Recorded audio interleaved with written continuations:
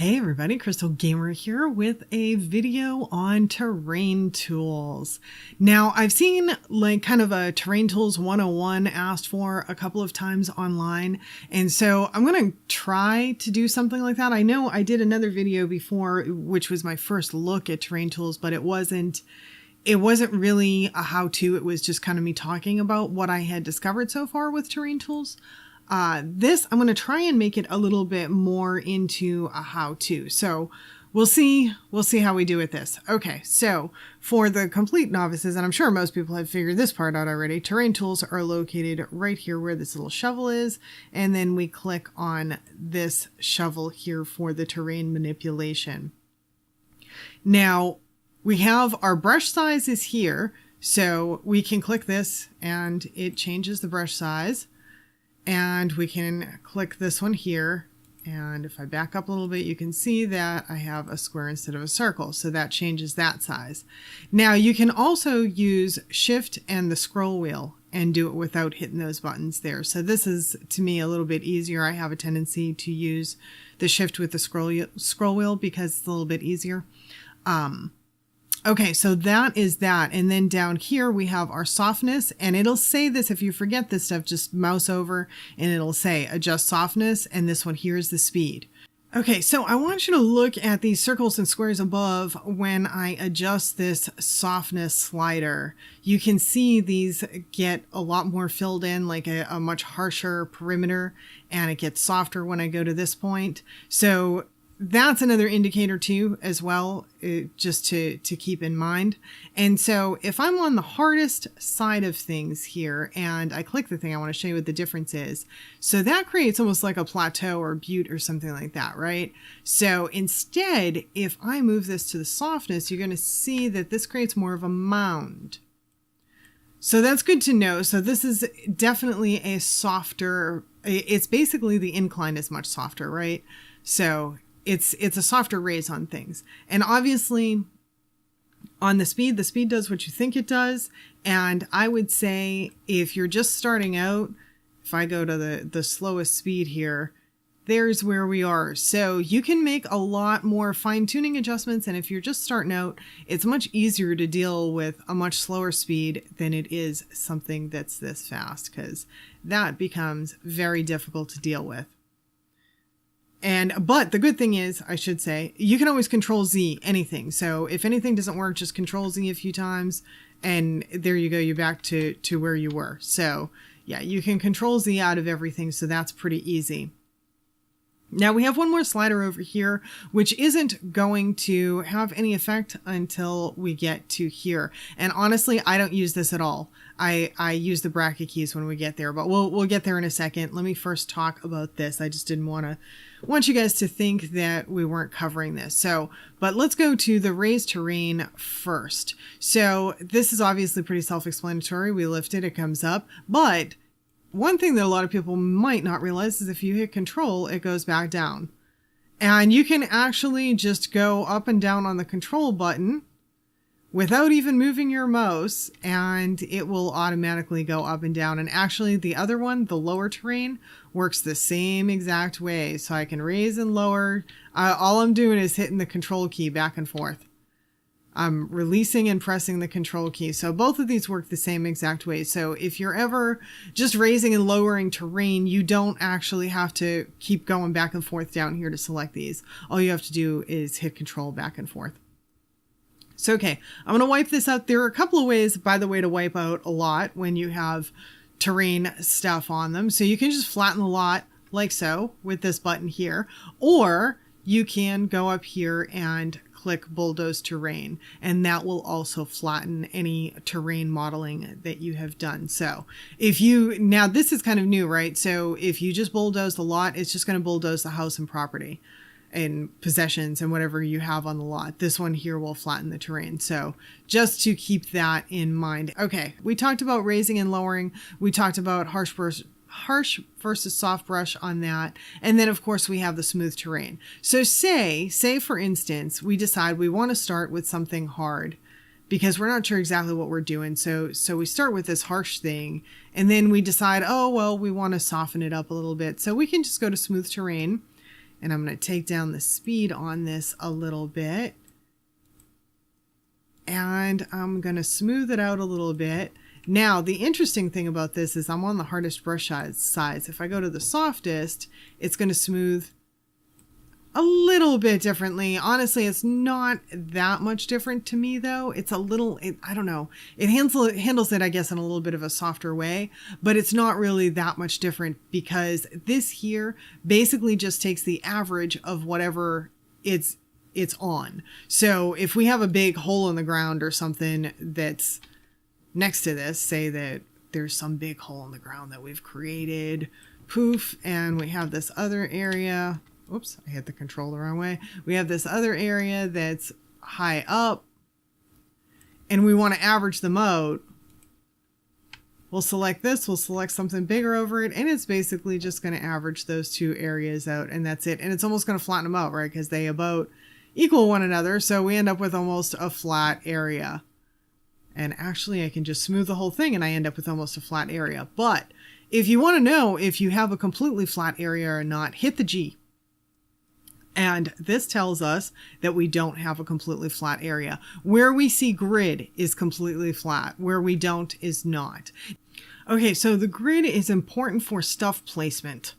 Often you need the grid. The grid shows your flat area, and often you need that to place stuff. Now, if you're mostly flat, like this is mostly flat, we could place something on here. But if you have any kind of hill or anything like that, you're not going to be able to place household items and things that you can work with and have them look normal. Like it's just going to, like that's floating. So it doesn't look normal at all. And I'm not sure that the Sims can use it when it's like that. So you need a flat or an almost flat area for placement of stuff when you're, you know, like if you have a backyard that has a lot of terrain forming and all of that. Now, one thing that is good to know is if we're back in terrain forming and we can see our yellow, which I wanted to be able to do, is even though this part is not yellow, it's not a grid, it's a mound and all of that, Sims can traverse this. They can traverse up pretty shallow inclines. They can't traverse up steep inclines. So that's just something to keep in mind when you're building your home. So, okay, so we talked a little bit about the smooth terrain. We kind of know what that does. And obviously, again, we want to go in accordance with the softness and hardness of the brush and the speed. So keep those things in mind. If things aren't working the way you want, you might need to adjust something over here. Maybe go a little bit slower, make it a little bit softer, so you're not having a hard time getting exactly the forms that you want. Don't be afraid to go slow. That's kind of when you're first starting out, like don't be afraid of trial and error and going slow, because it takes a bit of time to get used to doing this type of stuff. So, okay, so moving on to the next one, the flattened terrain. Now this one here, this is a little bit unforgiving to me in that it goes by the very first place that you click. So let me raise stuff up a little bit here. So, okay, I have this area that's raised up and say I want to flatten it to a certain height. So I've got a little square that tells me exactly what height this is at. And it's going to be whatever height, like I'm on the edge of this kind of like hill. So it's choosing heights, and you can kind of see it bounce from line to line a little bit.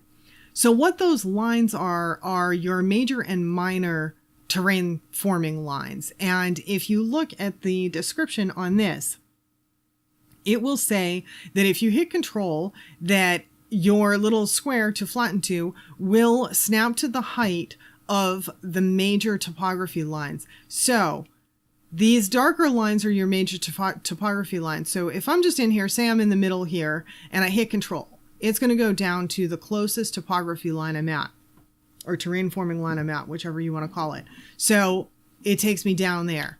So say I'm back up here, say I'm a little bit closer here, it should take me to the one above. And there you have it. It takes me to the one above when I hit Control. So I don't know how useful you could find that. I guess you could find it somewhat useful. Say I want it specifically to this major height level here. There we go. I just flattened to that height level.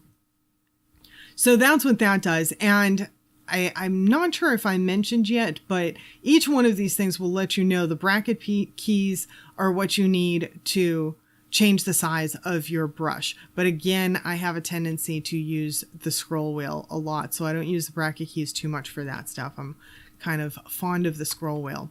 So, okay, so we have, this is flattened to height. So again, it's not very forgiving. It's going to go to wherever you click the first time. So if you make a mistake, it's going to go there. But thankfully we have undo in this game. And so you can easily undo something if you make a mistake. So no problem with that.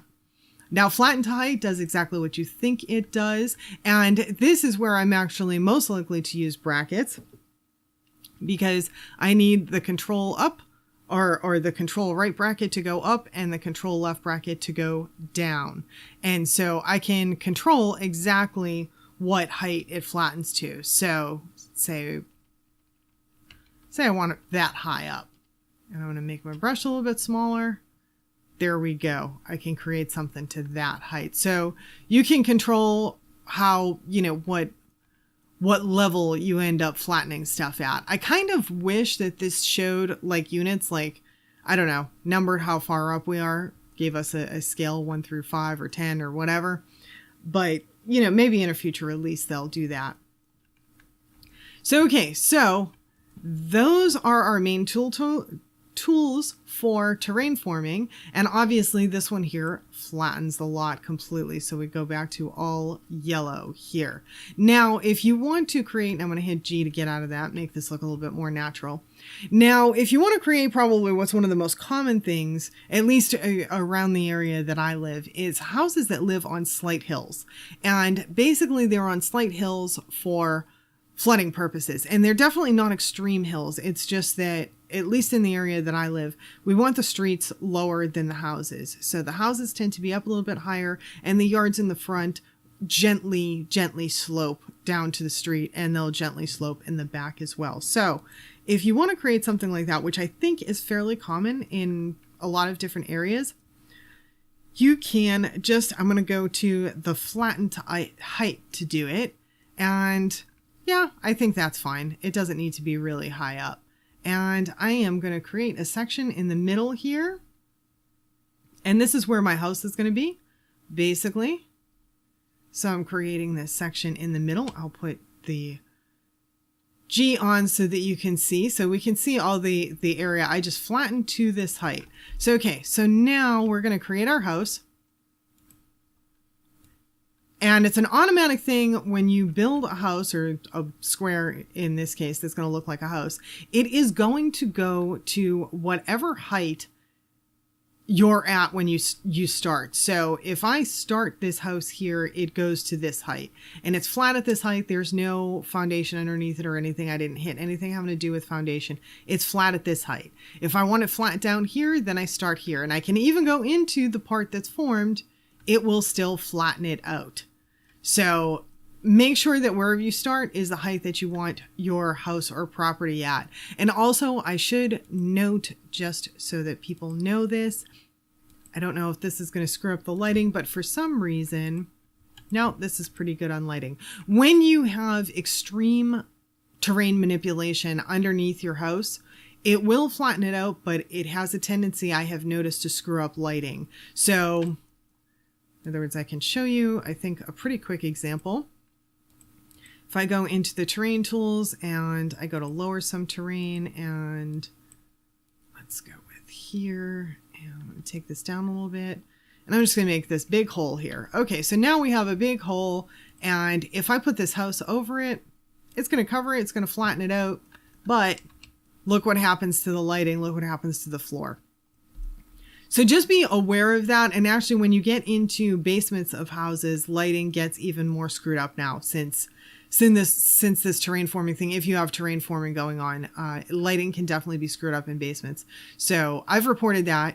So and this, obviously, the shadow underneath a terrain hole or something like that. And if the terrain's too high up, it'll also change the lighting. So that's just something to be aware of. The house will flatten out your terrain, but you may want to flatten out your terrain beforehand to avoid some of these issues. So, okay, so I wanted to cover that. And we have our house on the little hill.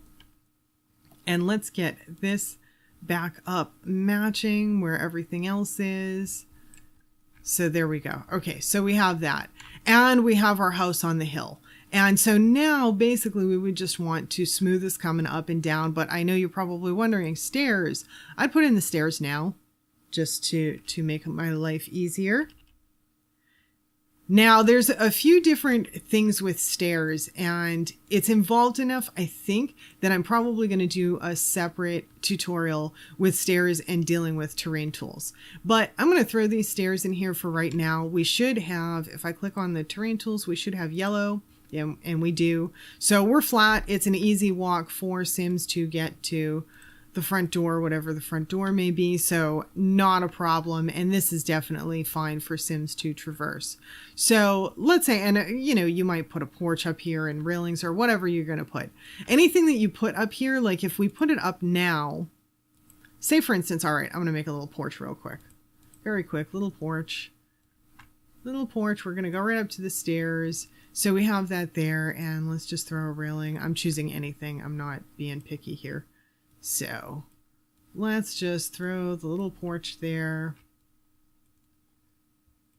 Good, so we have that. All right, so we have our little porch. Now the beauty of this is if we manipulate all the terrain around it, it's not going to hurt our porch. It's going to stay exactly where it is. So I'm going to smooth this terrain out from the front to the beginning to make it look natural. And I have this set to go pretty fast because I'm pretty used to doing this stuff. But again, do not be afraid to take your time and go more slowly. And you may want to, your personal preference may be to keep the G on as well to be able to see the grid lines and all that. I have a tendency to build and design without the grid lines on unless I'm specifically using them. I find them more of a distraction than an aid. But if you are of the mindset that they are not a hindrance and they're more of an aid, then definitely keep them on if it helps you. But so there we go. I've just smoothed that out, and you can see we've just got a very nice hill that this is on. It's just a really nice gradual hill.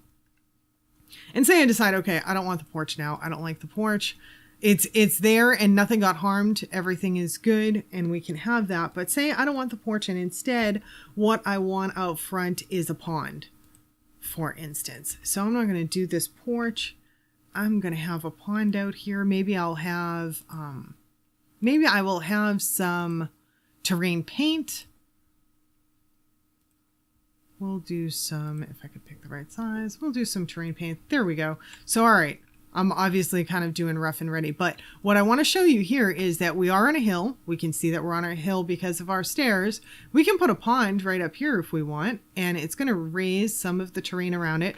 We can see as I'm placing the pond, where I started it is at one height, and down here is at a different height. I can come down here a little bit. Let's go up here, around. There we go. Good enough. So we have a little pond. So this I think is very cool that we can put fountains at different heights. It will raise the terrain around it, which is fine. Not really a problem. So we just change this, obviously the watercolor and all of that good stuff that you change with it. The watercolor, the rim, yada, yada. And in my own case, I would also change the interior as well, but we're not going to worry about aesthetics too much right now. The terrain forming part, I would smooth the terrain out here. I would take this and I would smooth it out all the way around so that it fits into the surrounding area in this case. And you don't have to. I mean, you could leave a little bank there. And actually, if you wanted to, you could leave a little bank. And if you're getting really creative, you could maybe create some waterfall at a lower level that goes from this level up here to this level. Now that's tiny, obviously, but maybe if you were feeling creative, you could use some of the water features and create a little thing like that. But the point is the fountain feature, you can add ponds anywhere and it works the same way as the house feature. In other words, wherever you start your fountain is going to be the height of your fountain. And obviously you can put landscaping stuff around it just like you would anything else. One of the unfortunate things, though, and you may have already realized this, is that where there is extreme landscaping, extreme angles on the terrain, some of the landscaping is not so good. I'm hoping if EA ever happens to watch this, I'm going to say this in case EA ever happens to watch this, I'm hoping that EA will take care of the problem of, let's say I have a sharper hill. I have more of a hill here. I'm going to soften it down just a little bit. All right, so I have a little bit more of a hill here than elsewhere. And say I want to add in some stones or something. I put some stones. Again, it goes by the corner, the first place that I hit. So very similar to how the house, the fountain, all of that stuff works. But we can see the problem here is I can see underneath the rock and it looks like it's floating in midair. It looks kind of stupid and corny.